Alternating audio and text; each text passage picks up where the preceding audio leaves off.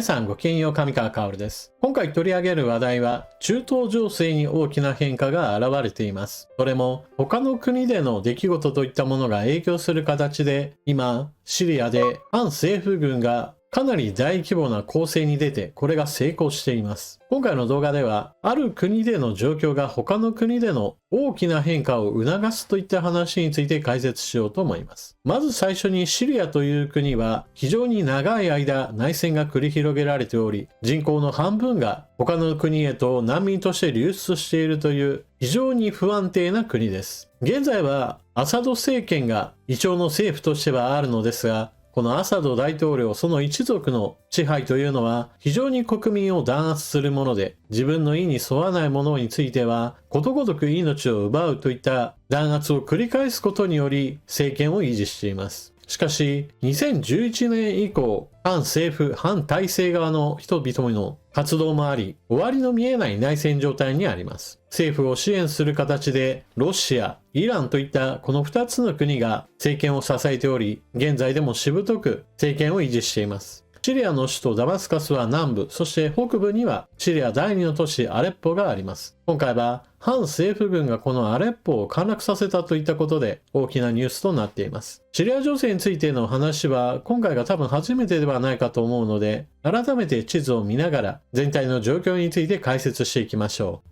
シリアは北側にトルコ、そして西側にはレバノンやイスラエルがあります。地図には入っていませんが、東にはイラクのその先にはイランがあり、かなり複雑な政治状況の中にこのシリアという国はあります。今回北部アレッポの都市を落とした反政府組織の兵士たちは、主にはHTS と呼ばれるハヤト・タハリール・アル・シャムといったところと自由シリア軍といった複数の反政府組織が動いたと言われています。一方で政府側の組織としては政権であるアサド政権軍、そして他の国の軍隊であるロシア軍の駐留部隊があります。その他国家の軍隊ではありませんが、イランの民兵やもしくはイランのある程度支配下にあるような隣国レバノンの武装組織ヒズボラの支援もあると言われています。ただ長い内戦があったとはいえ、政府軍と反政府軍との間における戦力差はかなり決定的なものがあります。特に空軍力という点においては政府軍の方が圧倒的なものがあります。反政府軍には高度な対空兵器といったものがないことから、ロシアが提供する航空戦力が非常に強力に反政府軍を封じ込めていたのです。今回反政府軍が落としたアレッポは2016年にアサド政権軍側が支配し、北部地域において反政府軍を抑える要衝の都市として機能してきました。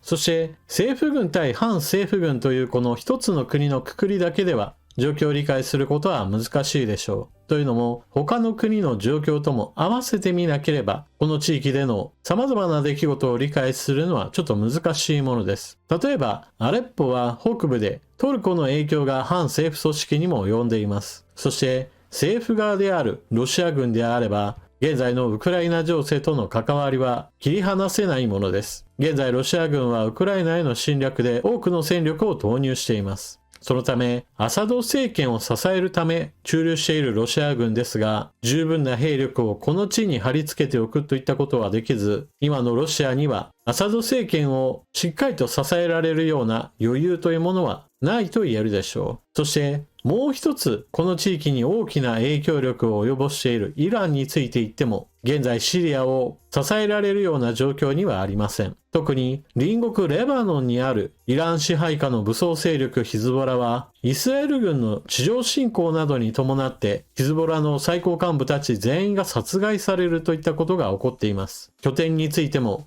激しい空爆を受け、地上侵攻によっても前哨基地の多くが破壊されるという緊急事態にあります。現在、レバノンにいるヒズボラはアサド政権を支援するような余力は全くありません。シリアの政権軍を支えていたロシア軍については、ウクライナ情勢もあって支えるための余力がない。一方においてイランもまたイスラエル軍によるヒズボラ攻撃といったものがあり、やはりそちらも今のアサド政権を支えることはできません。それぞれの国家の動きといったものがあって、今のシリア情勢に大きな影響を与えています。小さな影響だろうと言われているものの中では、ウクライナの特殊部隊が反政府側について支援活動を行っているという話もあります。この支援活動の目的というのは、ロシアの友好国に対する妨害工作を進めることによって、ロシアに対する協力活動を阻止することにあります。例えば現在のところは活動が確認されてはいませんが、ロシアによるウクライナ侵攻、その初期においては、このシリアの地からある程度の戦力を友軍としてロシアが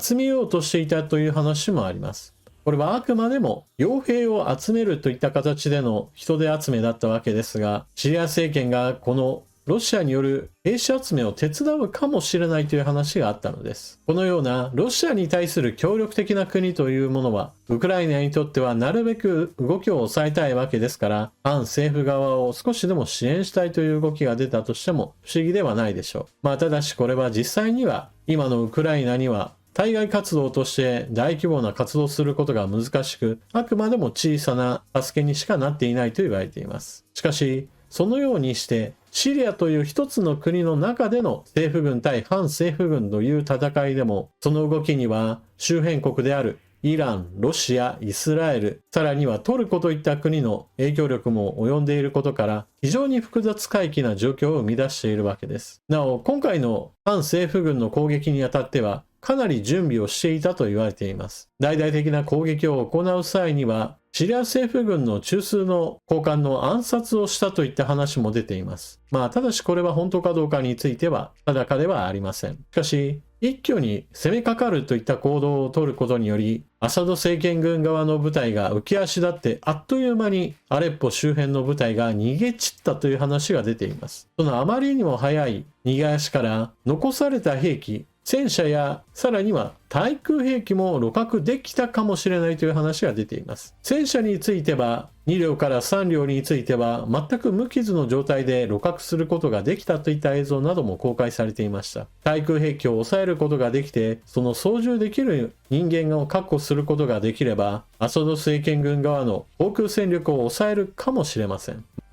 兵器を露獲したとしてもその使える人間について確保できなければ、この後アサド政権軍側の空爆によって反政府側の動きを抑え込むかもしれません。しかし少なくとも現在のところ、政権側の地上兵の配送といったものがあって、アレッポの町、そのアレッポの周辺における集落については、次々と反政府側の制圧が進んでいると言われています。なお、今回のアレッポ攻撃の主力となったと言われている HTS については、以前はイスラム系の原理主義勢力であるタリバンとの関係が一時あったことから、制圧地域における住民に対する支配的な行動といったものが懸念されています。この件に関しては、比較対象といったものがアサド政権の場合であれば、少なくともアサド政権よりはマシなんだそうです。というのも、HTS の勢力圏にある村などにおいては、もうちょっと何とかしてくれといった要望などが出されていることが、ネット上の情報などとしても残っていることから、少なくとも不平不満を言ったとしても、殺されることはないといったことが、アサド政権よりはずっとマシだといった声があります。アサド政権の場合であれば、政権に対する不平不満を表立って言うと、その証拠をもとにして警察などに捕まってそのまま生きて帰ることができないといったことが日常的にあるのだそうです。これに関しては、おおよそそのような弾圧によって直近10年間で50万人程度が殺害されたと言われているほどです。そのように比較対象としてのアサド軍は一般国民にしてみれば全く支持できるような国ではありませんから、今後反政府軍の戦いといったものがどこまで広がるかに注目しておきましょう。少なくとも現在の国際情勢はアサド政権を支えられるような勢力といったものがロシアにしてもイランにしても手がいっぱいで支援できないような状況です。というわけで今回は中東情勢に変化あり、それが国際情勢の変化に伴っての事態の変動といったものを引き起こしています。このまま反政府軍の勢いが増していくのか、それともアサド政権側が盛り返してアレッポを再び奪還するのか、終わらない内戦に終わりの兆しが出てくるのかを注目していきましょう。それでは動画最後までご視聴いただきありがとうございました。チャンネル登録していない方はぜひともチャンネル登録よろしくお願いします。それでは次の動画でまたお目にかかりましょう。またね。